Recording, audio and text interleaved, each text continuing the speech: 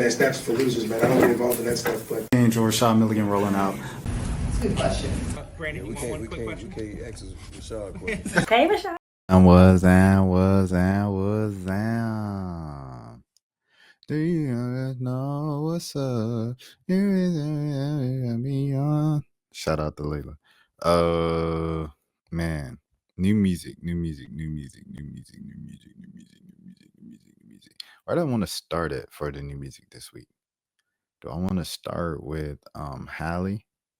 Let's start with Halle. Halle Bailey dropped a new song. I thought it was pretty interesting. Both of the Bailey sisters are probably in their independent careers are two of the most unpredictable artists out right now. And I guess it could be a good thing. But it really just sounds like them just really experimenting who they want to be and who they are. It's a nice thing to see. Musically and artistically, it's a nice thing to see. Halle, she released a song Brave Face with the music video, and the song essentially is what is Brave Face? It's essentially, what the title is just woman, despite what they're going through. Obviously, she's kind of recently we've seen the details, the dark, ugly details of what her depression and mental health struggles have looked like in the past or in recent times. And I think reinforcements are here. What's up, Big Nate? Big Nate in the building. Hand talking about. But I think, this track really just highlights a lot of that. And it's speaking about that in a raw, rugged way.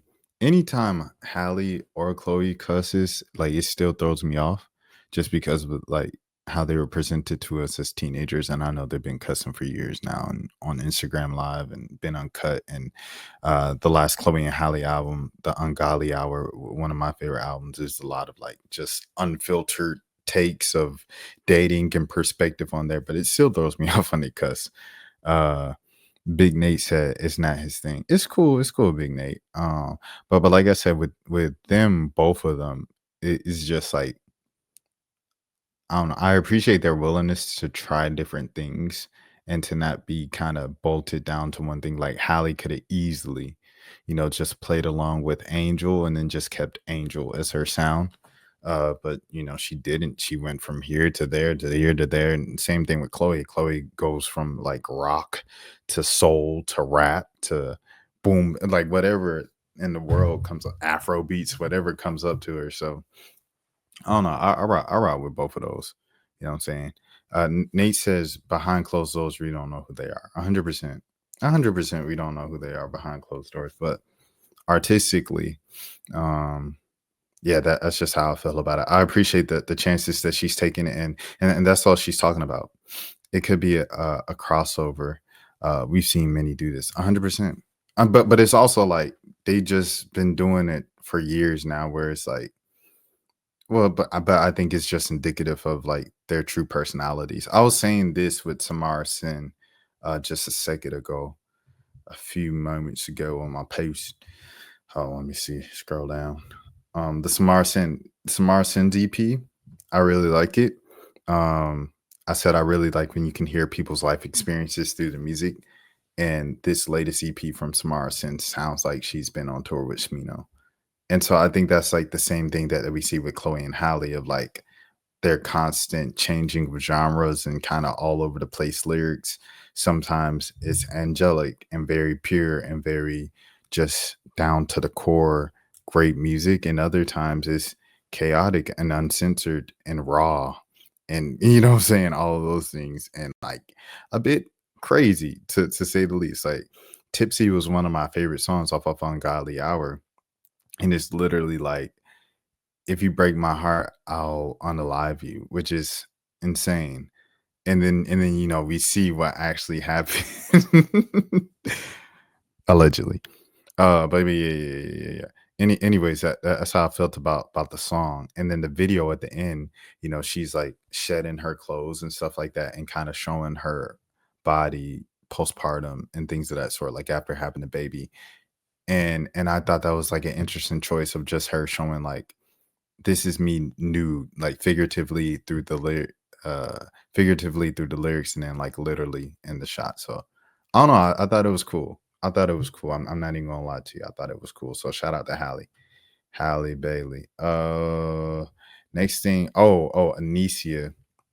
Anycia dropped her song with Quavo, as I told you guys yesterday. If you guys are watching, but let me see this Quavo joint. Let me see this Quavo joint. Pull it up. This Quavo song, bad, want me to put it up, boom, boom, boom, bad, want me to put it up, put it up, boom, boom, boom, boom. Like Anicia's been on just a heavy, like 808s, old school Southern type of run for the last, ever since Never Need. And I feel like that's going to be the whole Grady baby, and I rock with it. And Quavo's voice is like addictive here, and the hook is like, obviously he's one of the hook kings. I like it, bro. I feel like it's a club banger. It's something that could do well, and I'm excited to see how it does. So shouts out to Anycia. Congratulations on the new joint with Quavo. And next. Who else do I want to shout out? Oh, Offset. The Offset and JID joint. So Offset and JID got a new song out called Bodies. Offset came on that mud hard. He was rapping. I said, okay, Offset, I feel like Offset has one of the kind of coolest flows in rap and stuff like that, and always has been. All three of the Migos always had like their own unique kind of cool flow that they brought to the rap game. But Offset is coming on. He, you think he's sliding for the first couple minutes, and then JID comes on, and everybody was hyping JID's verse. The beginning, he did like a pre kind of verse to it, and it was kind of chill, and then he got to it. Me personally, I'm just gonna have to revisit it a couple more times to really get everything, catch everything, and stuff like that. But it was a cool track. Like I said, like you could tell Offset was trying, like he made the choice to bring on JID on that track, and he was trying to wrap up to JID's abilities and stuff like that. And not to be messy, but the next song that I want to talk about is Cardi B Outside. This really wasn't my type of, my genre, my cup of tea, the thing that I would really listen to. But, just knowing Cardi B, it sounds like a Cardi B radio song that you hear everywhere, that you hear at sports games, you hear on commercials, you hear on the radio all the time, you hear in stores and stuff like that. So it's definitely a big sounding song. And Cardi could use a big sounding song in her return. She's been attempting to return. She's kind of been doing these, singles that haven't really been sticking. And I feel like this could be a single that sticks for her, because for her kind of audience and main demographic and stuff like that, I feel like this fits into kind of all of those records that are just like catchy and repetitive and things of that sort. So that's Cardi B. Who else? Oh yeah. I haven't listened to this Maxo yet. Shout out to Maxo. This is the first time I heard of Maxo. When I seen the thing that was like Maxo new album Mars Electric coming out today, I thought it was Maxo Cream. And Maxo Cream was, because DDG's in Houston, and on DDG stream tonight, Maxo Cream popped up on him and said, "Oh, you still rap, bro? Like, nice meeting you, this and that, woo, woo, woo." And I'm thinking Maxo Cream got a new album. No, it's a rapper named Maxo. And I've only heard the first few seconds of as you see here, I'm on a second song, but the first song, it was like a long intro of like a soulful instrumental. And anytime someone does that, you can tell that they put a lot of time into the album. So I think this is going to be good, but I guess I'll update you guys when I actually listen to it. But shout out to Maxo and salute to him for trying, saying some new stuff and acting like he cares about the intro and the entire project. Kilo Letitia dropped something last week, and it's called Sexy with the letter C. In the music video, she's got Foggy Raw as like one of the like kind of potential love interests or characters in the music video. I thought that was funny because Foggy uses like every other rapper in all of his videos. So it was nice to see him, do something for his DMV. family and things of that sort. It was pretty cool, things of that sort. So yeah, shouts out to Kilo for that. I'm a big fan of Kilo as always. So there's that. This Geneva, this came out last week. Head Over Heels, crazy, bro. And uh Genevieve, she's got a huge fan base already. You know, she's got a big popular catalog already and stuff like that. Me personally, I don't just like go out of my way to listen to her all the time and things of that sort. But this joint right here is crazy. This Head Over Heels is stupid, bro. It's crazy.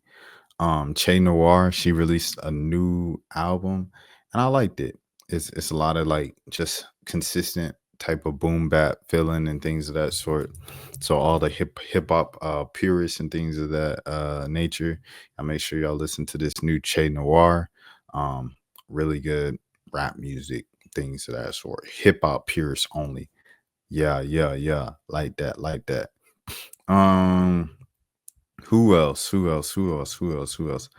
I did listen to Bully. So Yay, I guess re-released Bully. I don't because it was the same songs that were already out.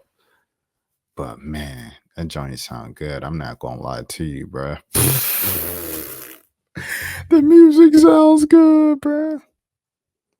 Yay's just one of one, man. One of one. I'm not gonna lie to you. It's been a long time coming. Like it's just really quality, high quality music, man. I'm not even gonna lie to you. Uh, who else was there? Anybody else whose new music? DDG. He dropped the music video for the light skin. She from Clay Cole. I said, care about you. I said, care about you. Bankroll. The song's called Bankroll. The song's been out for like a month because the album's been out for a month, but music video came out the day. I thought the music video was pretty cool. And I feel like the music video does its job if you like the song a little more after seeing the music video. And I felt like this music video made me like the song more. So there's that. I always felt like, in just my opinion, of DDG, I feel like he has, especially now, his talent is showing more and more. Like he has talent in making music. The thing about it is for him, it's like to actually just start talking about some like subject matter, a little more depth. And I think a lot of this kind of lack of depth might come from punching in. You know, Andre G, the writer, shout out to Andre G. He was tweeting about this the other day of how like no one's talking about anything. He wasn't talking about that. The 2-9 guy was talking about that. The rapper from 2-9, Jace. Black Jewies, I mean, no, that's Curtis Williams. But shout out to Jace, anyways. Jace from 2-9, he was just like, rappers not really talking about nothing. Is it me? Am I old? Like, what's going on? And Andre G was like, nah, it's 100%. I feel like it's the punching culture. Like, you're just saying the next thing that comes up off top of your head.